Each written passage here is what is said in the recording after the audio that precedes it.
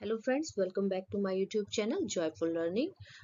Today we will discuss about the topic Wood Dispatch 1854 and we also called by this name Magna Carta of English Education in India.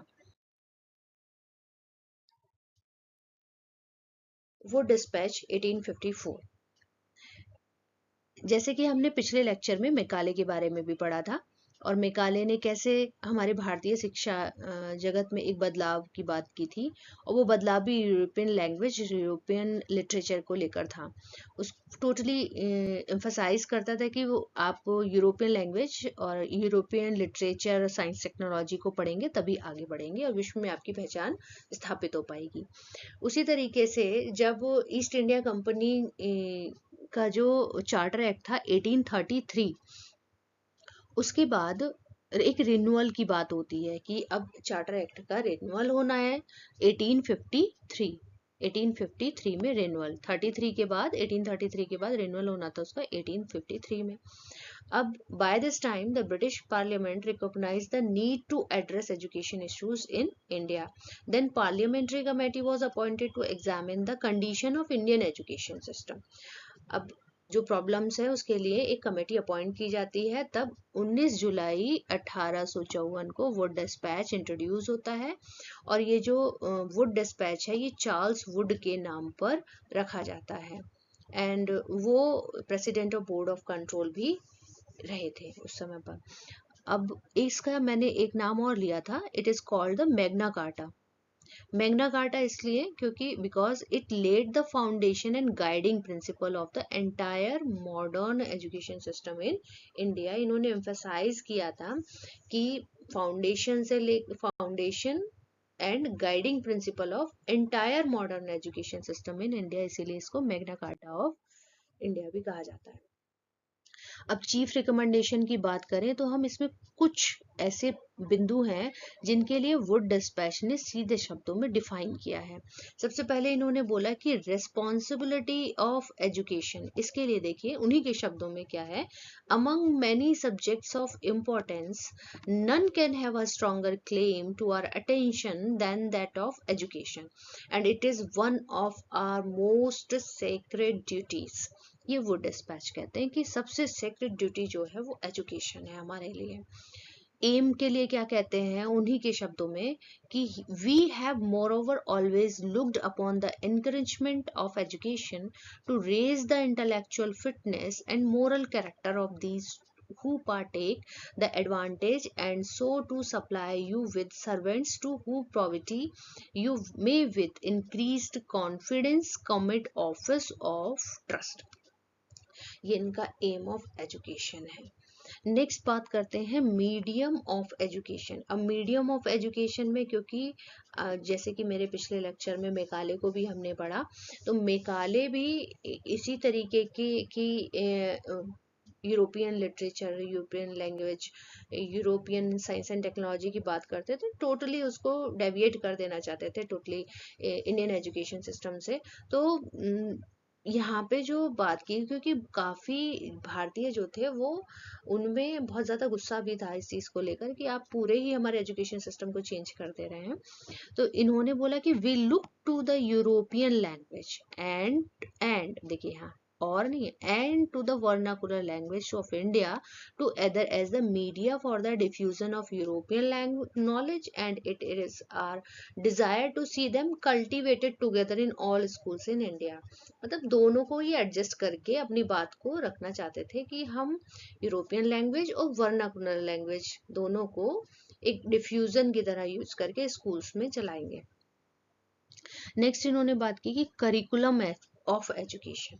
Curriculum में बात करते हैं कि we must emphatically declare that the education which we desire to extend in India is that which has for its object the diffusion of the improved art, science, philosophy, literature of Europe, in short of European language। अब वही बात होती है ना कि कान को सीधा पकड़े कि घुमा के पकड़े। तो मेकाले के अनुसार तो उसने सीधे सीधे बोल दिया था कि नहीं, मैं तो उसी को वैल्यू करता हूँ, यूरोपियन लैंग्वेज को। लेकिन वुड एस्पैच ने बोला कि हम एज अ डिफ्यूजन यूज करेंगे वर्नाकुलर लैंग्वेजेस और यूरोपियन लैंग्वेजेस का। लेकिन जब करिकुलम की बात आती है तो उसने सीधे बोला कि हम आर्ट, साइंस, फिलोसफी में यूरोपियन लिटरेचर, यूरोपियन नॉलेज की उसने बात की। नेक्स्ट, अब इसने जो कुछ रिकमेंडेशंस दिए थे, सजेशन दिए थे, वो इनके जो चीफ रिकमेंडेशन है उसमें हम देख लेते हैं कि जो इस्टेब्लिशमेंट ऑफ पब्लिक एजुकेशन है। तो पब्लिक एजुकेशन में उसने बोला कि पब्लिक एजुकेशन डिपार्टमेंट ओपन करने चाहिए और ये प्रोविंसेस में ओपन होंगे, और जिसमें से Bengal, Madras, Bombay, north western provinces और पंजाब में खोलने की बात की। और इसमें जो एक हेड ऑफ द डिपार्टमेंट होगा वो डायरेक्टर ऑफ पब्लिक एजुकेशन होगा, डायरेक्टर ऑफ पब्लिक एजुकेशन। और वही वही यहाँ पे डायरेक्टर जो होगा वो कलेक्ट करेगा डेटा और सबमिट करेगा एक रिपोर्ट बना के गवर्नमेंट को। नेक्स्ट, इनका जो एक चीफ रिकमेंडेशन है वो है establishment of graded school system. बहुत फेमस है ये, एग्जाम्स में भी बहुत पूछा जाता है कि किसके द्वारा ग्रेडेड स्कूल सिस्टम का रिकमेंडेशन दिया गया था। अब इसमें क्या है, इन्होंने बोला कि प्राइमरी से लेकर यूनिवर्सिटी, देखिए प्राइमरी से लेकर यूनिवर्सिटी तक बच्चा जब पढ़ने जाएगा, प्राइमरी से जब स्टार्ट करेगा तो उसे यूनिवर्सिटी तक जाना है।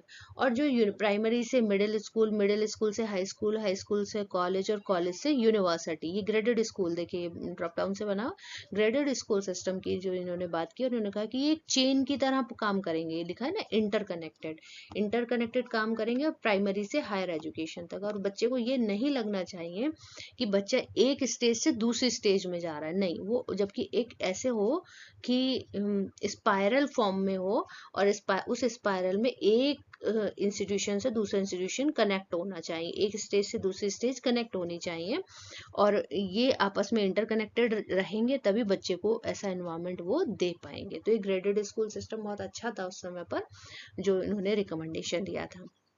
नेक्स्ट, इन्होंने जो एक बात की थी, जैसे कि पिछले लेक्चर में मेकाले में भी फिल्टरेशन थ्योरी को बताया गया था मेरे द्वारा, तो फिल्टरेशन थ्योरी को इन्होंने रिजेक्ट कर दिया था। फिल्टरेशन थ्योरी अगर मैं बताऊं तो आपको यहाँ पे कि फिल्टरेशन थ्योरी वह थी कि जो एजुकेशन थी मेकाले के अनुसार वो एलिट क्लास को दी जाए और वहीं से छन छन कर शिक्षा जो मास लेवल तक जाए। तो इसमें बहुत सारे लोगों को ऑब्जेक्शन हो गया, क्योंकि एलिट क्लास पढ़ने के बाद जरूर थोड़ी मास एजुकेशन तक वो एजुकेशन जा पाएगी। तो उन्होंने इसको, वुड ने काम अच्छा ये किया था कि फिल्ट्रेशन थ्योरी को रिजेक्ट कर दिया था, और उन्होंने बोला कि एजुकेशन सभी सेक्शंस के लिए, समाज के सभी सेक्शंस के लिए है, और इसमें किसी भी वर्ग को शिक्षा के लिए वंचित नहीं रखा जा सकता। और इन्होंने उसके एजुकेशन को स्प्रेड करने के लिए भी ऑल ओवर द इंडिया बात की थी।